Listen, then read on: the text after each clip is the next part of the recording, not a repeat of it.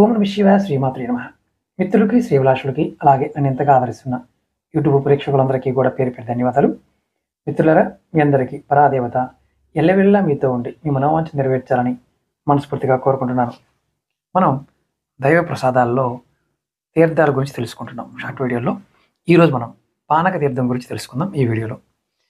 ఈ తీర్థం ముఖ్యంగా నరసింహస్వామికి ఎక్కువగా నైవేద్యంగా పెడతారు. మంగళగిరిలో ఉన్న నరసింహస్వామికి, అహోబిలంలో ఉన్న నరసింహస్వామికి మనం పానకాన్ని నైవేద్యంగా పెడుతుంటారు. స్వామివారికి నైవేద్యంగా పెట్టిన పానకాన్ని కొంత భాగం స్వామివారి స్వీకరించగా మిగిలిన దాన్ని మనకి ప్రసాదంగా ఇస్తారు.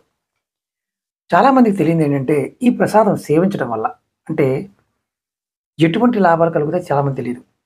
ముఖ్యంగా జ్ఞాపక శక్తి బాగా పెరుగుతుంది, నీరసం దరిచేరదు, షుగర్ వ్యాధి అదుపులో ఉంటుంది, శరీరంలో కొత్త ఉత్సాహం, ఆనందం కలుగుతాయి.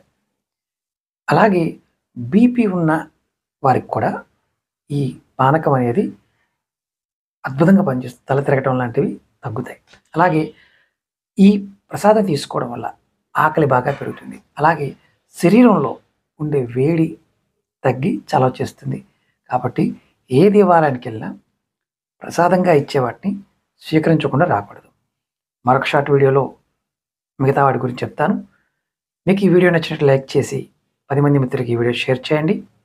అలాగే కొత్తగా చూసే మిత్రులు సబ్స్క్రైబ్ చేసుకోండి.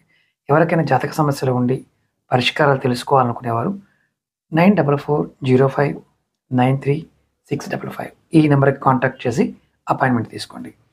ఓం నమః శివాయ శ్రీమాత్రే నమః.